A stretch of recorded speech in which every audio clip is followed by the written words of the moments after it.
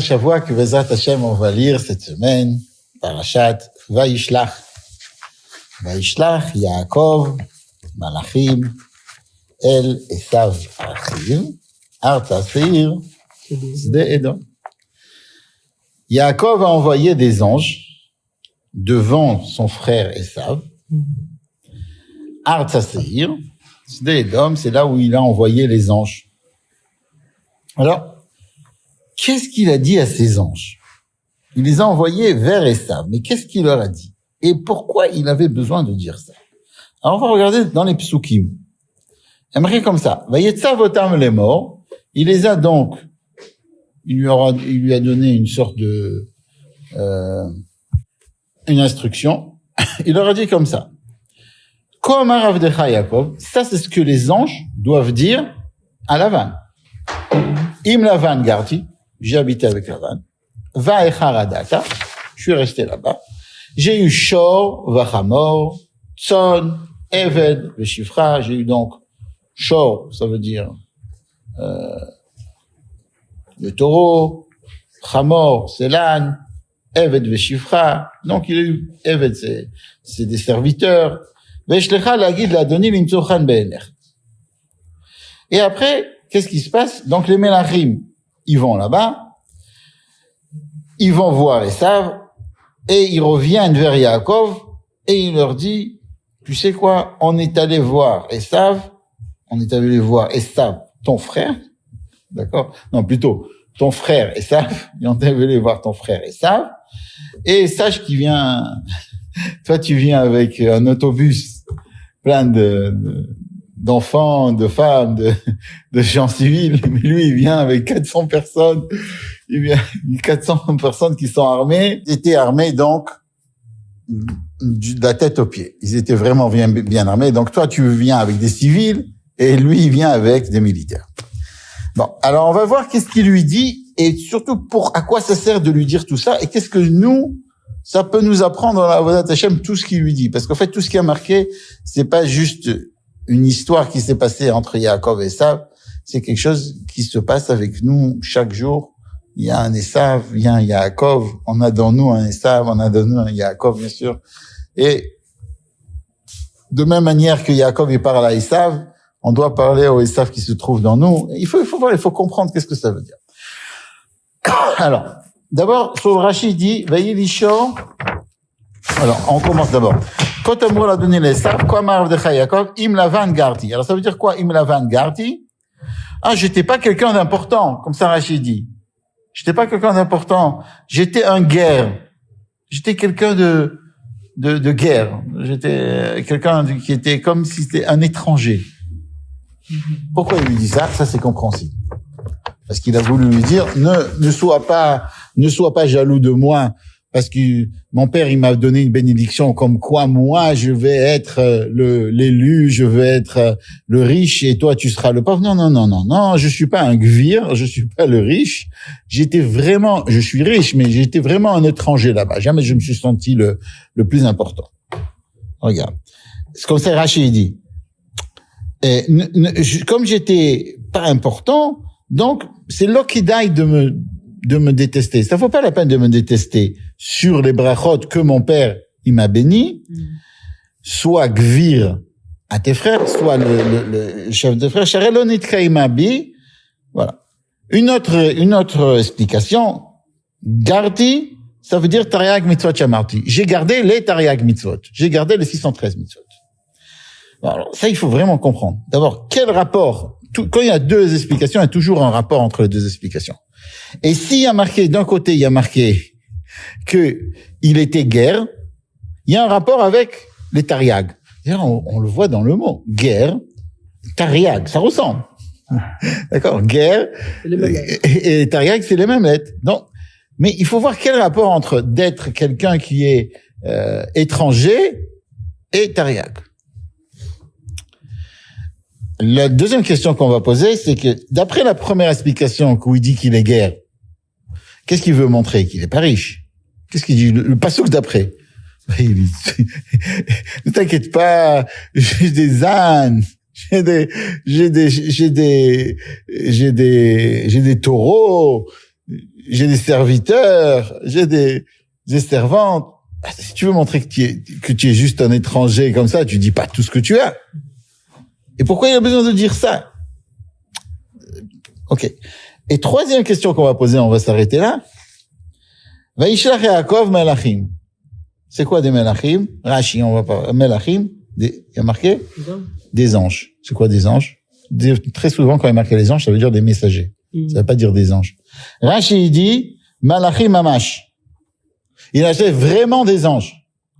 Alors, il y a l'explication du Maggid de Mezrich. Le Maggid de Mezrich, ça, Iloula, c'est Yutet Kislev. Donc, ça, Iloula, ça sera Shabbat, Bezrat Hashem. C'est le même jour où son élève, il est sorti de prison. C'est Iloula. Et le Maggid de Mezrich, juste avant sa mort, il a dit, c'était donc Parashat Vaishlach, aussi. Et il a dit, c'est quoi Melachim Mamash? Les Melachim, la Mamashut de Melachim. D'accord? Il y a la Mamashut de Melachim et il y a la Neshama de Melachim, si on veut. Si on va expliquer comme ça, si on peut comprendre ce que le Maggid de Mezrich, il a voulu dire. Il a voulu dire, la Neshama de Melachim, elle est restée chez Yaakov et la Gashmiyut du Malach, elle est partie chez Lavan. Faut comprendre, ça veut dire quoi?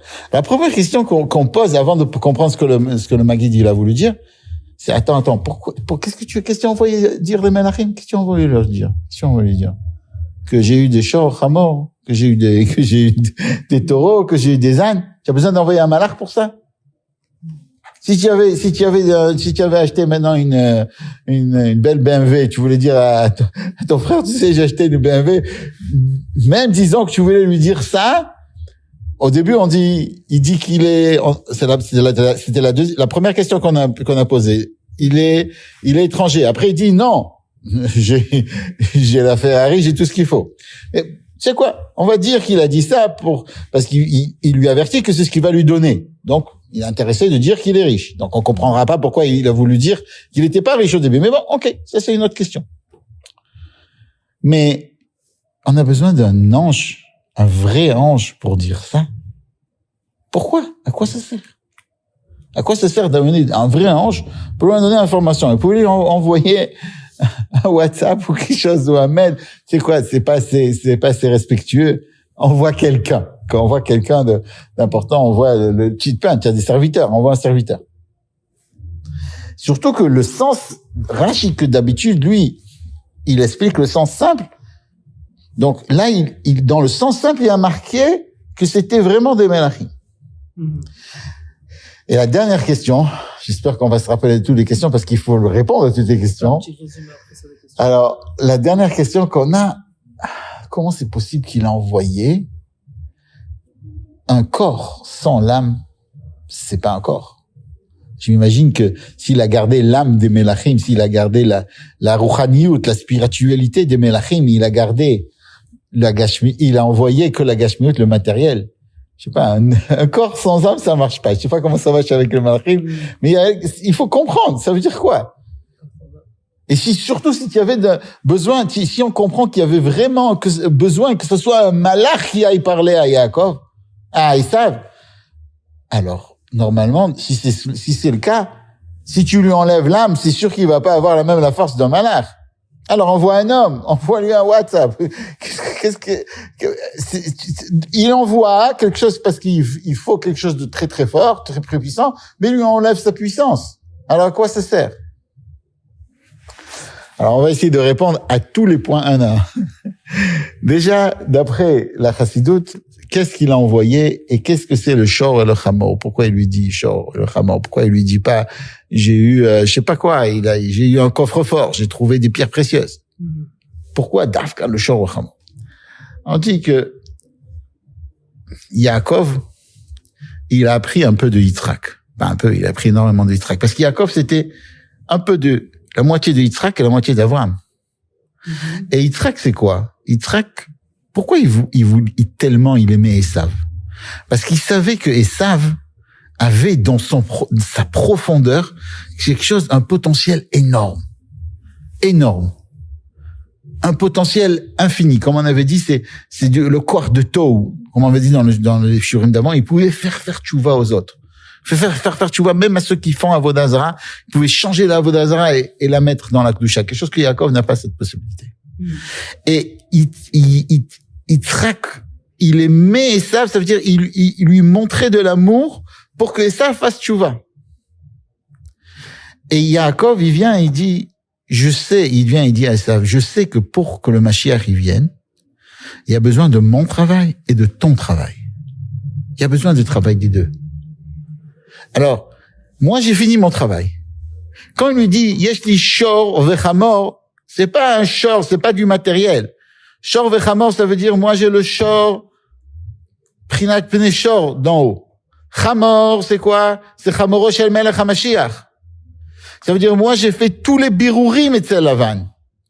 J'ai pris toute la kedusha, puisque moi, qu'est-ce que j'ai la possibilité? De prendre tout ce qui est klipat noga. Ça veut dire klipat noga, c'est expliqué dans le Chassidut, tout ce qui est pas du côté qui est impur, mais du côté neutre. Ça veut dire le monde tel qu'il est, qui est pas impur. J'ai la possibilité de prendre ça, de prendre une brebis. C'est pas interdit de prendre une brebis et de la monter vers Akadosh Baruch Hu. J'ai cette possibilité. Et je l'ai fait. Moi, je l'ai fait tellement que ma partie pour amener le Mashiach, elle est prête. Et je t'envoie des Melachim pour t'influencer un petit peu. Pour te demander, alors, où tu en es, toi? Toi, tu as fait ton travail.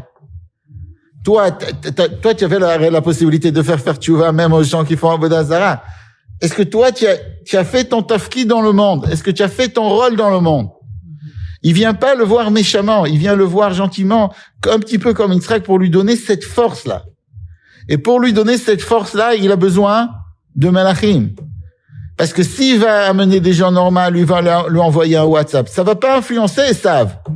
Il voulait influencer, donc il envoie des Malachim. C'est pour ça que le pshat, le sens simple ici, il est obligé. Qui c'est qui va envoyer pour influencer Esav? Qui c'est qu'on envoie? On envoie des malach, on envoie des anges. Mais qu'est-ce qui s'est passé? Qu'est-ce que les Melachim lui ont dit? On est venu voir ton frère. Mais il est encore Esav. On est venu voir ton frère, mais il est encore Esav. Il est marqué comme ça, Banu el achicha, mais elle est Esav. Nous, quand on est venu, on avait une pensée que ça soit ton frère, qu'il soit comme toi, mais il était Esav. On n'a pas réussi. Et c'est là où Yaakov, il va venir après, il va se prosterner à Esav. On avait expliqué ça l'année dernière, celui qui était dans le shiur de l'année dernière, que le père du rabbi, il explique qu'à chaque fois que Yaakov, il s'est prosterné devant Esav, il y a enlevé une touma. Parce que Esav, c'est le nom de Yud Kevavke, d'accord? Et 7 fois Tamé. Et chaque fois qu'il s'est prosterné, il lui a enlevé, et il restait avec lui. Le père du rabbi, il fait tout un calcul avec Yaakov, avec ça, il y avait le Yud Kevavke, il fait toute une explication pour dire qu'il a essayé de dévoiler son âme de Esav, parce qu'il a vu que les Melachim, ils ont pas réussi à faire ça. Lui-même. Il voulait pas que ce soit lui-même qui le fasse. Il voulait que ça se passe par le biais de Melachim. Ça n'a pas marché. Donc, il est allé lui-même faire la avoda d'essayer de faire tchouva à son frère. Et toute la paracha, si on veut, jusqu'à l'histoire de Dina, où on voit que Esav, que Yaakov, il a été puni parce qu'il n'a pas envoyé Dina. L'explication, elle est que parce que Dina, elle était comme sa mère. Les gens, ils pensent comme sa mère, ça veut dire c'était, de même que sa mère, elle y a marqué comme ça, de même que sa mère, elle sortait. Alors Dina aussi, elle sortait. Ça veut dire quoi? De même que sa mère, elle avait la possibilité de sortir dehors, de faire tchouva aux gens.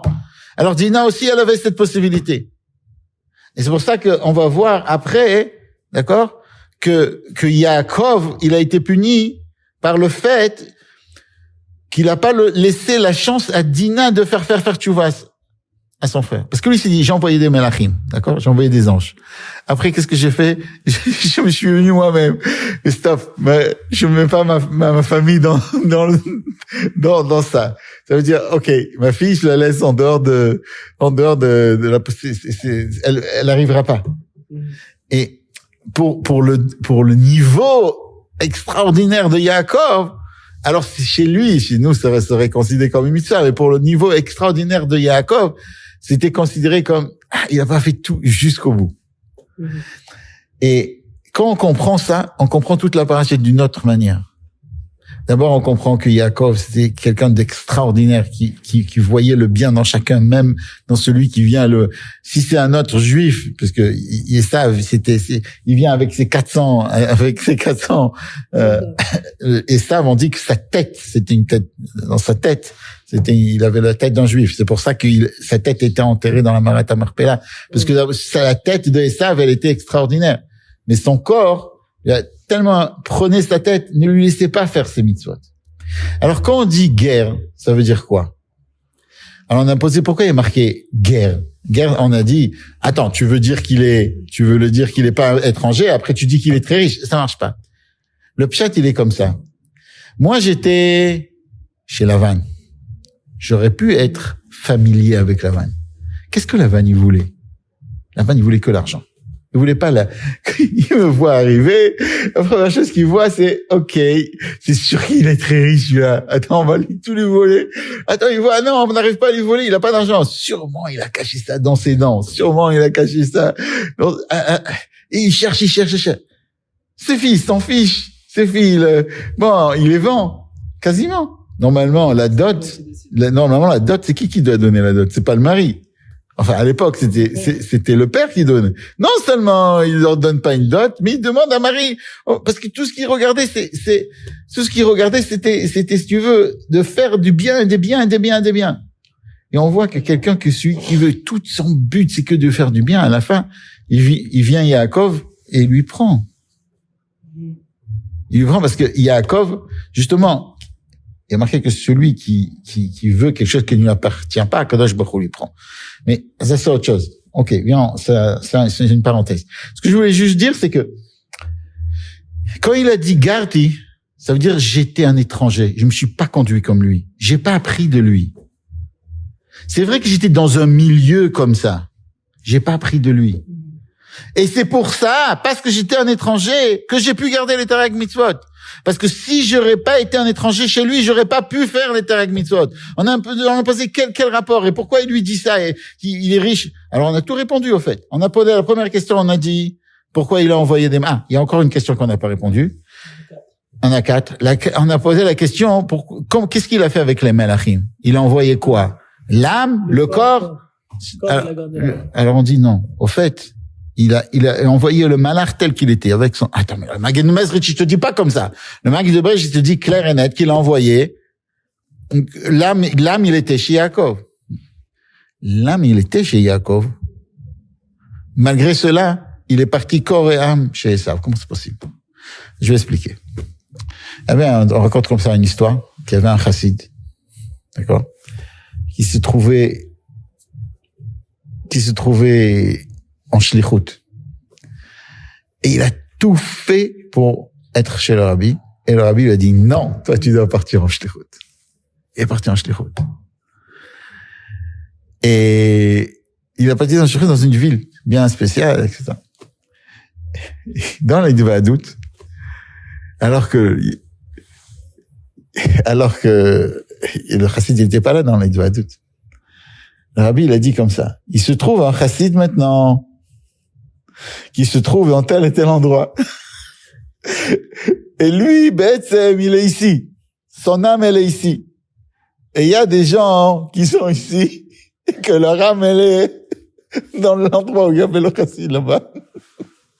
Ça veut dire quoi? Des fois, l'âme, elle est, c'est là où on veut être. D'accord? Si quelqu'un, il rêve d'être à Jérusalem, alors il est à Jérusalem. Même que lui, il est pas là-bas. Quelqu'un, tout son ignan, c'est d'être dans le Beth Midrash, il est dans le Beth Midrash. Il est pas là-bas, mais il est dans le Beth Midrash. Là où tu veux être, c'est là où tu es. Il y a des pitgamim dans le Chassidut, c'est expliqué que là où la marchava de l'homme est, c'est là où elle est. C'est ma ville, ça fait peur. C'est extraordinaire. C'est-à-dire, si quelqu'un, sa marchava, elle est dans un endroit joyeux, bon, comme il faut, eh ben, il est là-bas. Et si quelqu'un, l'inverse, il se trouve, il a complètement des mauvaises pensées, il voit des mauvais films où il y a des gens qui font des horreurs, etc., il se trouve là-bas. Ça fait du sens. Il est là-bas. Comme on a expliqué que, il y a une histoire dans la Gemara, hein. On raconte, c'est avec toi qu'on avait vu ça la dernière fois. Tu me dis, il y avait un chacham, non. Il y avait un chacham Et il y avait un roi très important, très puissant. Le roi, il est venu le voir, il lui dit, vous les Juifs, vous êtes très, très, très sages, il paraît, mais c'est faux. Ah bon? Ok. Tu peux me dire de quoi je vais rêver? Alors il me dit, ah ouais. Alors je lui dis, oui, je peux te dire de quoi tu vas rêver. Ah bon? De quoi tu vas rêver? Je te dis de quoi tu vas rêver. Tu vas rêver que le pays ennemi, il va rentrer dans ton palais et il y a des gens de ton palais qui vont aider le pays ennemi. Ils vont rentrer par l'aile gauche. Ils vont ouvrir la nuit à 4 heures du matin. Ils vont venir avec des chevaux et ils vont faire ça. Il fait une description exacte de tout ce qui va arriver. Et jusqu'à ce qu'il est arrivé, et après on va te prendre. Ils vont te prendre avec des chaînes, ils vont t'enchaîner. Il va raconter ça. Et il a dit, non, je rêverai pas de ça, c'est pas possible. Alors, un matin, il va voir le Chacham et dit, c'est vrai, j'ai rêvé de ça. Il dit, mais comment ça se fait que j'ai rêvé de ça? Il dit, c'est pas shoot. Si quelqu'un, il pense à quelque chose, alors il le rêve. Ah, ça, c'est dans la Gemara. Mais Chassidut, je l'explique, non seulement, si tu penses de ça, si tu es traumatisé par quelque chose, c'est sûr que tu vas rêver. Non seulement ça, mais, même si tu es pas traumatisé, le fait que tu penses à quelque chose de négatif, tu es là-bas. Et les Melachim, pour aller chez Esav, ils devaient avoir la tête chez Yaakov. Et ça, c'est un message pour nous. Quand on veut parler à notre Esav, quand dans nous, on veut parler à un Esav dans la rue, on veut parler à quelqu'un qui est pas dans la Kedusha, il faut toujours avoir la tête chez Yaakov. Et si on a la tête chez Yaakov, et pas la tête dans Esav, de savoir que s'il vient nous voir et nous parle comme ça, c'est parce qu'on doit entendre. Des fois, il y a des gens, on entend des choses qui sont horribles par des gens. Si tu l'entends, c'est que c'est Hashgacha pratique, que tu devais l'entendre pour te réveiller, que tu es un bon juif, et c'est quoi? Regarde la différence entre Atab Khartan, Mukolamim, comment Akadosh Baruch Hu nous a choisi. Et si tu as toujours, même quand tu entends des choses qui sont pas comme il faut, tu gardes le cap, comme on dit. Tu sais c'est quoi la matara, tu sais c'est quoi le but dans ta vie. Que le but c'est d'amener la Kedusha. Alors tu es là-bas, tu es avec Yaakov. Et si tu es avec Yaakov, tu peux influencer ça. Tu peux changer ça. Ça c'est la kavana. Banu al-Achicha, qu'est-ce qu'il a envoyé? Il a envoyé la Mamashut. Mais la Neshama de Melachim, elle était chez Yaakov. Et si la Neshama était chez Yaakov, il a pu influencer. Et ça, si on veut, ça c'est le message. On a apporté, qu'est-ce qu'il voulait, Yaakov? Il voulait que Esav, réellement, il fasse son tafkid dans le monde. Son tafkid dans le monde, c'était de faire monter la divinité vers le haut et que ce soit lui qui devait le faire. Ok. Il lui a demandé, t'as fait? Il a dit, non, j'ai pas fait. Il lui a dit, moi, j'ai fait. De mon côté, le Mashiach, il peut venir. Il a dit, moi, j'ai pas fait. Ça, c'était la première question. La deuxième question, pourquoi on dit, Kotomrun, on dit que d'un côté, il est guerre. On a posé la question, il est guerre d'un côté, et d'un autre côté, qu'est-ce qu'on lui dit? Il est guerre, et il a beaucoup de choses. Alors, à quoi ça sert? Oui, il est guerre, parce qu'il était que guerre chez Lavan, parce qu'il n'a pas appris de Lavan. C'est pour ça qu'il a pu garder les mitzvot, et c'est pour ça. C'était peut-être une illusion aussi à Esav qui lui disait, même si ton corps, il suit pas ta neshama, il suit pas ton corps, alors, tu peux le faire. Tu peux le faire. Moi, j'étais dans un endroit où ça suivait pas la neshama. Et moi, j'étais guère là-bas. Parce qu'on a dit que la neshama, la tête de Esav, elle était très, très haute. Et le corps, il était plus attaché vers le bas. Alors, peut-être une allusion. Et après, on a dit, pourquoi il a envoyé des malachim? On a posé la question, pourquoi il a envoyé des malachim? Il a pas envoyé des gens plus simples. Parce que c'est Dafka un malach qui peut faire ça. Ça marche plus. On dit, si le malach, comment ça se fait? On a demandé s'il n'envoie pas la neshama du malach. Alors, comment ça se passe? Alors, non, il a envoyé un vrai malach. Il avait la neshama. Mais là où le malach était, c'était chez Yaakov. C'est vrai que quand il a parlé à Esav, mais il savait que c'était le chalier de Yaakov. Et si on veut réussir notre shlichut dans le monde et de changer le monde, alors c'est comme ça. Il faut savoir que Yaakov, quand il a entendu que Esav, il n'avait pas fini sa shlichut, alors il a dit, c'est pas grave, moi je vais le faire. Si toi, tu peux pas le faire, moi, je vais le faire. Et Yaakov, il a pris le joug. Et jusqu'à maintenant, on est en train de tout faire pour amener le Mashiach Tzidkeinu, Tekef Umiyad Mamash.